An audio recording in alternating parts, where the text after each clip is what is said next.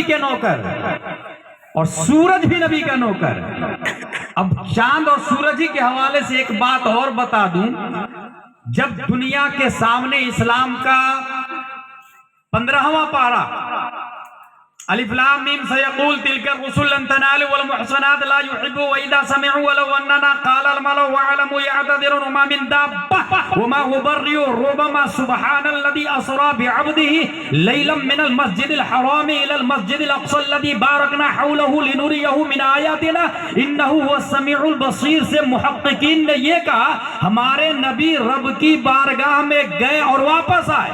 दुनिया के बड़े बड़े साइंसदानों ने इस नजरिए को रिजेक्ट कर दिया, निगलेक्ट कर दिया, इग्नोर कर दिया और कहा दैट इज टोटली इम्पॉसिबल, ये हो ही नहीं सकता। क्यों नहीं हो सकता?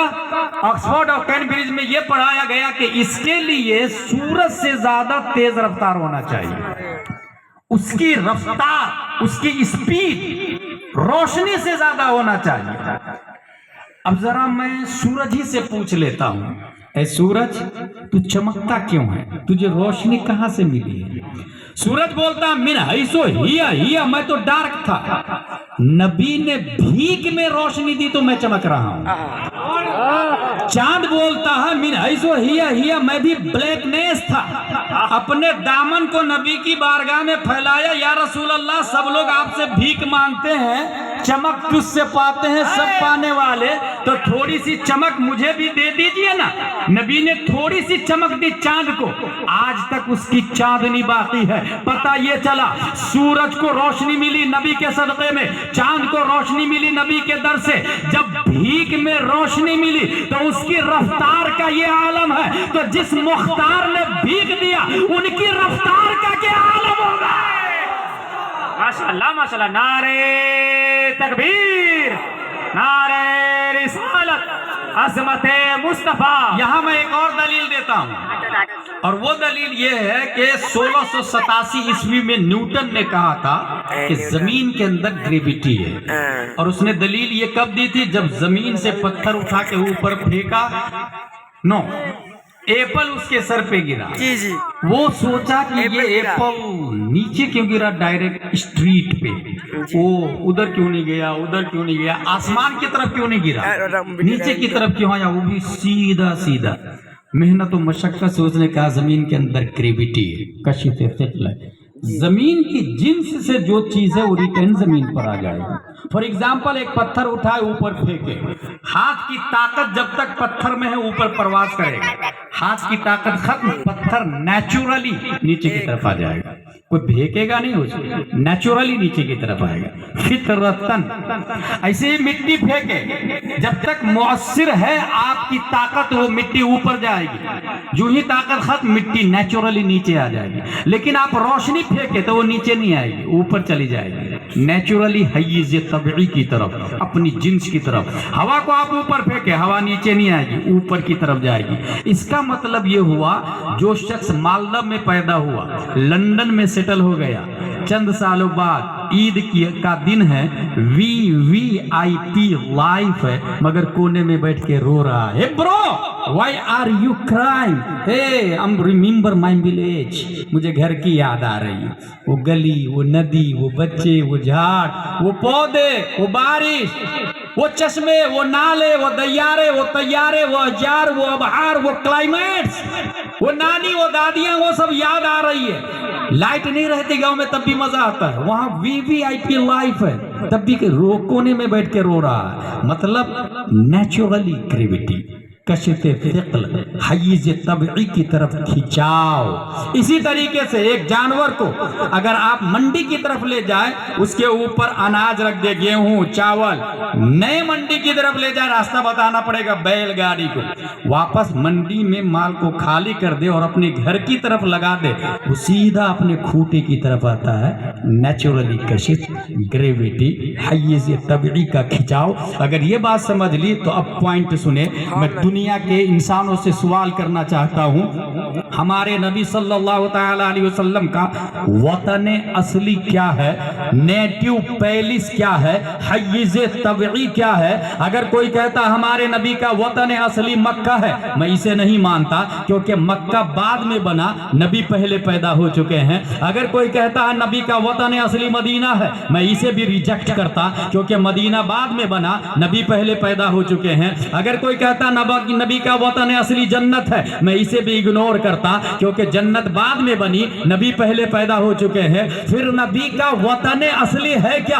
हदीस नूरी के अंदर आया, नबी का वतन असली कायनात की कोई शय नहीं थी। खल्लाक़े दो आलम ने नबी को पैदा करने के बाद अपने कुर्बे खास में रख लिया। कुर्बे खास में जब सूरज ही नहीं है, टाइम ही नहीं है, मकान नहीं है, जमान नहीं है, जन्नत और जहन्नम नहीं है, कायनात की कोई शय नहीं है, न अर्श आज़म है, न तहतु सरा है, बस अल्लाह है। अल्लाह ने अपने नियरेस्ट में रख लिया, कुर्बे खास में रख लिया।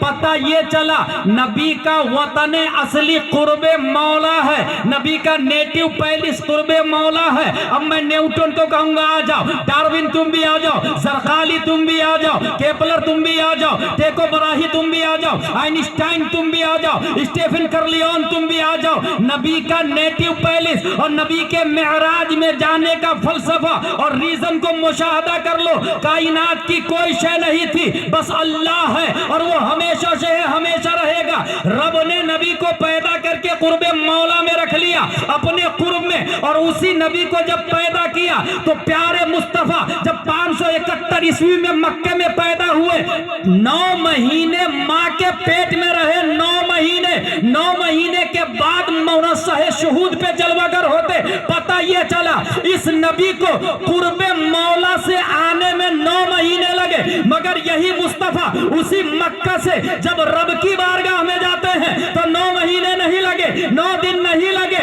9 घंटे नहीं लगे, 9 मिनट नहीं लगे, 9 सेकंड नहीं लगे, 1 सेकंड के करोड़वा हिस्सा में हमारे नबी शबे मेराज वतन असली में चले गए थे। क्योंकि खिंचाव रब की तरफ से था, ग्रेविटी रब की तरफ से, कशिश सिकल रब की तरफ से। और ये मैं नहीं बोलता, तमाम साइंसदानों का बाप 10 शव्वाल 1272 हिजरी 14 जून 1856 ईस्वी में नकी अली खां की पीठ से बरेली की धरती पर तमाम सवालों का जवाब बनकर सुन्नियों की आन बान शान इमाम अहमद रजा खान जलवागर होते, इस मोमेंट की तर्जमानी करते, कलम से कहते लिख वो सरवरे किश्वरे रिसालत जो अर्श पर जलवागर हुए थे, नए निराले तरफ के सामा अरब के मेहमान के लिए थे। वहां फलक पर, यहाँ जमीन में रची थी शादी, मची थी धूमें, उधर से अनवार हंसते आते, इधर से नफात उठ रहे थे, उतार कर उनके रुख का सदका वो नूर का बट रहा था बाड़ा कि चांद सूरज मचल मचल कर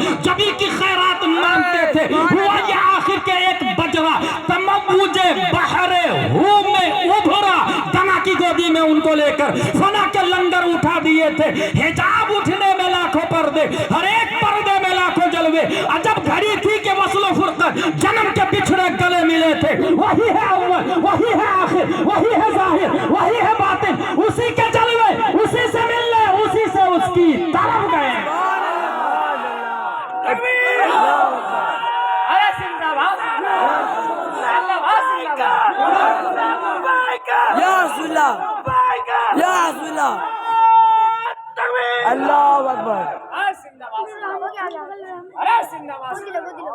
ग्रेविटी को बताते हुए आला हजरत ने कहा इनका बढ़ना तो नाम को था, हकीकतन फेल था उधर का।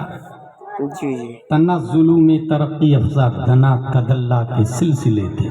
तो ग्रेविटी नेचुरली कशिश खिंचाव रब की तरफ से, इनका बढ़ना तो नाम को था, हकीकतन फेल था उधर का, खिंचाव रब की तरफ से था। लिहाजा मेराज की बात साबित हो गई। हुजूर सल्लल्लाहु ताला अलैहि वसल्लम जब आए, सन हिजरी 7 में 7 बादशाहों को लेटर लिखा। मैंने कुरान की आयत पढ़ी है, आप सबसे बेहतरीन उम्मत है, तअमुरूना बिल मारूफ व तनहूना अनिल मुनकर। भलाई का हुक्म देते हैं और बुराई से रोकते हैं, ये ड्यूटी है। नबी ने भी भलाई का हुक्म दिया और बुराई से रोका। 7 बादशाह को लेटर लिखा नबी ने। वो बादशाह ये थे नज्जाशी, मकूकिस, फारस, कैसर रोम, मुंजिर बिन सावी, साहिब यमामा, हाकिम दमिश्क। अच्छा, एक अंदर की बात बताऊं, 7 बादशाहों को लेटर लिख के नबी ने 7 सहाबी को बादशाह की तरफ रवाना किया, और 7 मुल्क में, और उस मुल्क की जुबान सहाबी नहीं जानते थे, मगर नबी ने खत दिया और कहा जा कैसर रूम को दे दे। तो वो सहाबी खत लेके जाते थे तो वही की भाषा बोलने लग जाते थे, वही की भाषा बोलने लग जाते थे। उसमें से एक बादशाह को जब खबर लगी कि यार कोई आदमी है जो ये कह रहा है मैं रसूल हूं, उसने इंक्वायरी की ये आदमी झूठ बोल रहा या सच बोल रहा है। ये याद रखिएगा, जब कोई नई चीज आती है तो इंसान डाउटफुल होता है। ऐसे ही जाइए, जैसे यहाँ पर हुजूर शोएबुल औलिया के साहबजादे कह दे मैं एक मस्जिद बना रहा हूँ, शोएबुल औलिया मस्जिद, कौन देगा पैसा? कुछ लोग सोचेंगे क्या मालूम बनाएंगे कि नहीं बनाएंगे। इसलिए शशोपंज में 5 मिनट, 10 मिनट, 20 मिनट, 1 घंटा के बाद में हजरत मेरी तरफ से 1 लाख रुपया, दूसरा दिन दूसरे आदमी मेरी तरफ से 5 लाख, तीसरा दिन तीसरे आदमी मेरी तरफ से 10 लाख, चौथा दिन चौथे आदमी मेरी तरफ से 20 लाख। किसका ज्यादा है? 20 लाख ज्यादा है या 1 लाख ज्यादा है? जो लोग मेरी तकरीर सुन चुके हैं वो कहेंगे 1 लाख ज्यादा है। हकीकत ये 20 लाख ज्यादा नहीं है, 1 लाख ज्यादा है। उसकी दलील दे रहा हूँ। अद्दाल अलल खैर कफाइलिही, रास्ता बताने वाला चलने वाले की तरह है। पता आप लोग को दुनिया में सबसे पहला मर्डर किसने किया? काबिल ने हाबिल का मर्डर किया, वो भी लड़की के चक्कर में। काबिल ने हाबिल, और दोनों आदम अलैहिस्सलाम के बेटे हैं। और कयामत तक जितने मर्डर होंगे उसका सवाब, उसका गुनाह काबिल को जाएगा। जितने मर्डर होंगे कयामत तक उसका गुनाह किसको जाएगा? काबिल को। उसको भी गुनाह मिलेगा जो मर्डर करता है, लेकिन उधर भी गुनाह ट्रांसफर होगा, क्योंकि स्टार्टिंग की ना उसने। अद्दाल अला सू कफाइलिही, बुराई का रास्ता शुरू करने वाला चलने वाले की तरह है। इसीलिए लड़कियों के चक्कर में नहीं पड़ना चाहिए। लड़की का चक्कर ये बहुत आम हो गया है। मैं यहाँ एक बात खास कर दूं, ये अमेरिका का कल्चर है। वहाँ पर शादियां नहीं होती है, वहाँ सिर्फ जीएफ से काम चलता है। और जितनी लड़कियां हैं वो बीएफ से काम चलाती है। और हर वीक एंड पर, हर संडे को बीएफ चेंज भी हो जाता है, जीएफ चेंज भी होती है। अल्लाह का लाख लाख शुक्र है कि उसने हमें इस्लाम दिया और उलमा को दिया, और हम लोग निकाह करते हैं। जी जी, उलमा का एहसान है कि निकाह मालदा में अभी जिंदा है। कयामत से पहले निकाह का सिस्टम भी खत्म हो जाएगा और जीएफ के जरिए बच्चे पैदा होंगे, और इस तरह हरामियों की अच्छी खासी तादाद भारत में हो जाएगी। और यही हरामी लोग नबी की तौहीन करेंगे, क्योंकि उतुल्लिम बादा ज़ालिका ज़नीम लफ्ज़ आया कुरान शरीफ में। जिसने नबी को गाली दी थी, जब उसकी इंक्वायरी की गई तो पता चला वो बाप का बेटा है ही नहीं, वो चरवाहे का बेटा है। जी जी। और आज भी पूरी दुनिया में जो नबी को गाली दे रहा है वो बाप का नहीं होता है। यहाँ से एक अपनी तरफ से एक बात मैं बता रहा हूँ, जो नबी को गाली दे उसके नुतफा में खता है, और जो वली को गाली दे उसके लुकमा में खता है। अल्लाह अकबर, या असिला, या अली, जिंदाबाद, आला हजरत, आला हजरत, ताजु शरिया, ताजु शरिया, जिंदाबाद। शायर इस्लाम साहब फरमा रहे हैं कि ये नया जुमला है, फिर से सुने। जिससे वजूद बनता है इंसान का, सुल्बे पेदर से शिकमे माँ में आता है, उसको नुतफा कहते हैं। और जिससे वो वजूद बिल्ड करता है उसको लुकमा कहते हैं। अगर नबी को गाली दे रहा है तो नुतफा में खता है, और वली को गाली दे रहा है तो लुकमा में खता है। जी जरूर माँ बाप ने हराम का खाना खिलाया हो। क्या कहने जी, क्या इसलिए अल्हम्दुलिल्लाह आप निगाह उठा के देख ले, एक भी ओरिजिनल सुन्नी सहीउल अकीदा गौसे आजम को गाली नहीं देता, वलियों को गाली नहीं देता। वलियों को गाली देने वाले ये दूसरे डिपार्टमेंट के लोग सब है। वो समझ जाए हराम का खाना खा रहे हैं या हलाल का खाना खाए हुए हैं। हासिल ये पहला मर्डर काबिल ने किया हाबिल का। कयामत तक जितने लोग मर्डर करेंगे गुनाह उधर ट्रांसफर होगा। जिसने अच्छा काम किया 1 लाख रुपया, दूसरे दिन जिसने 5 लाख दिया ना, पहले वाले का 6 लाख हो गया। 5 लाख उसका, 1 लाख उसका। तीसरे दिन जिसने 10 लाख दिया ना, पहले वाले का 10 और 5 15 और 1 16 लाख हो गए। चौथे दिन जिसने 20 लाख दिया तो 20 लाख वो और 16 लाख ये, 20 और 16 हो गए आपको 35-36 लाख रुपए। 20 और 16 36 होते ना, 36 लाख रुपए किसका हो गया? जिसने 1 लाख दिया, क्योंकि स्टार्टिंग की। हुजूर सल्लल्लाहु ताला अलैहि वसल्लम, अल्लाह ने एक घर बनाया और उस घर में दस्तरखान लगा। बुखारी शरीफ की हदीस है ये। उस दस्तरखान में एक से एक नेमतें रखा और उस घर के अंदर दाखिल होने की दावत देने के लिए प्यारे मुस्तफ़ा को जलवागर किया। महबूब आप जाइए, लोगों को दावत दे दीजिए। नबी की बात जिसने माना वो घर में गया और खूब खाया पिया, और जिसने नहीं माना वो घर के अंदर दाखिल नहीं हुआ। वो घर जन्नत है, खाना जन्नत की नेमतें हैं। अब अगर मिसाल समझ ली आपने,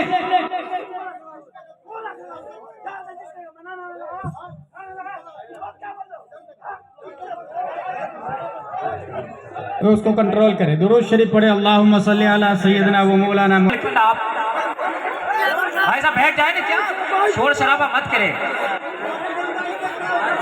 हुजूर नारे रिसाला, मसलके आला हजरत, मसलके आला हजरत। इस्लाम इस्लाम मुसलमाना ने मालदा, मुसलमाना ने मालदा। एक बार और दुरूद शरीफ पढ़े, अल्लाहुम्मा सल्ली अला सय्यदना व मौलाना मुहम्मद सल्लल्लाहु ताला अलैहि वसल्लम को अल्लाह ताला ने भेजा।